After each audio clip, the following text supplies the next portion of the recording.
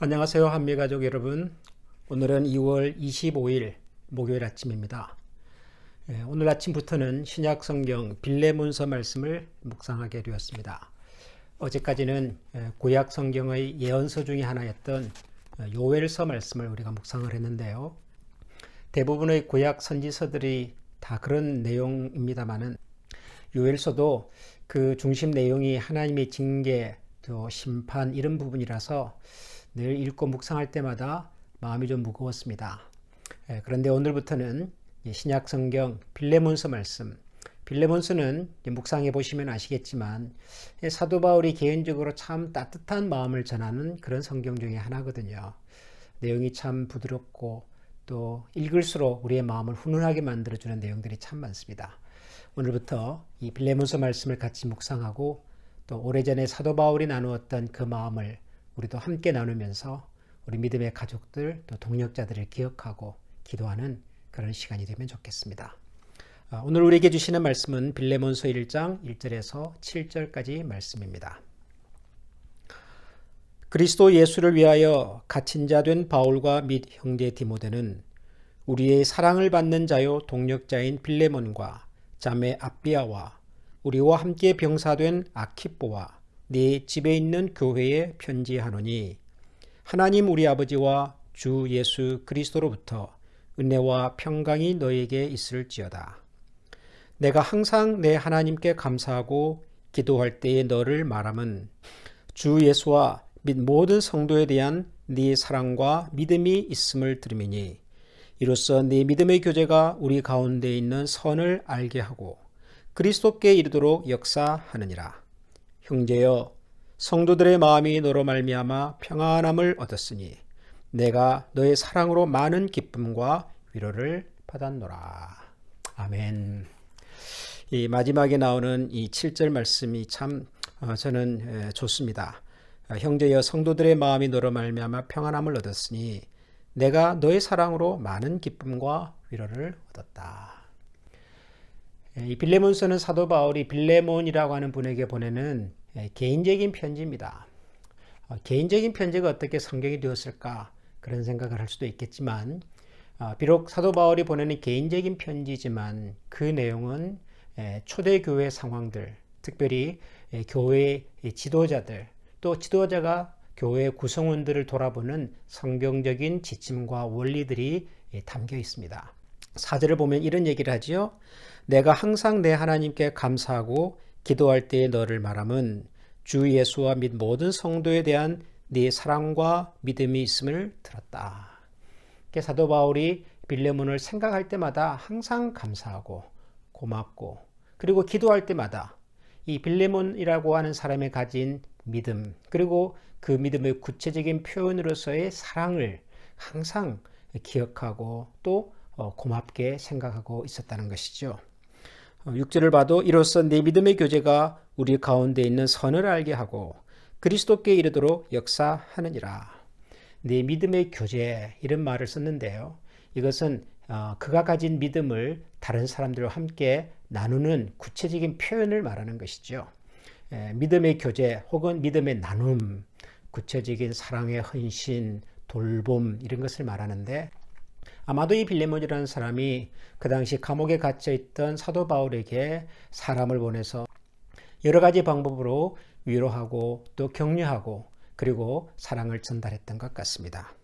그리고 7절에 보면 형제의 성도들의 마음이 너로 말미암아 평안함을 얻었으니 그러니까 빌레몬이라고 한 사람의 사역을 통해서 그가 섬기는 헌신을 통해서 주변에 있는 다른 성도들도 기뻐했고 평안함을 누렸고 무엇보다도 사도 바울 본인이 내가 너의 사랑으로 많은 기쁨과 위로를 받았다라고 말하고 있습니다. 여러 번 반복해서 빌레몬이라는 사람에 대한 고마움과 그가 가진 믿음과 그 믿음의 구체적인 표현으로서의 사랑에 대하여 사도 바울은 깊이 고마운 마음을 가지고 있었던 것 같습니다. 그러면 이 빌레몬이라고 하는 사람은 도대체 어떤 사람이었을까? 도대체 이 빌레몬이라는 사람이 어떤 사람이었길래 사도 바울은 이렇게 고마운 마음을 이렇게 진하게 전달하고 싶었을까? 그런 생각이 들지요. 그 힌트가 1절과 2절에 있습니다. 1절과 2절을 다시 읽어보면 그리스도 예수를 위하여 갇힌 자 된 바울과 및 형제 디모데는 우리의 사랑을 받는 자요 동력자인 빌레몬과 자매 아비아와 우리와 함께 병사된 아키뽀와 네 집에 있는 교회에 편지하노라.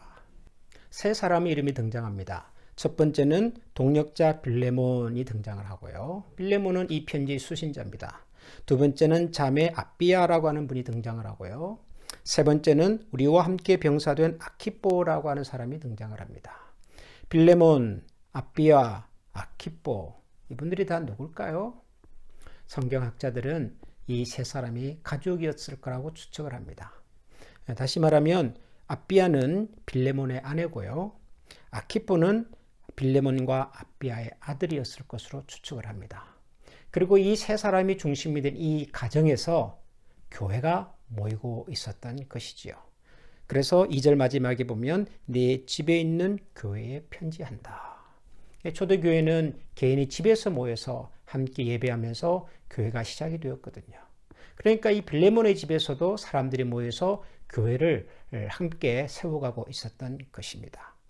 그렇게 보면 이 빌레몬은 평신도입니다. 평신도지만 아주 신실한 사역자였습니다. 저는 목회자로서 교회와 성도들을 섬길 때 종종 이 빌레몬과 같은 성도님들을 만날 때가 있습니다.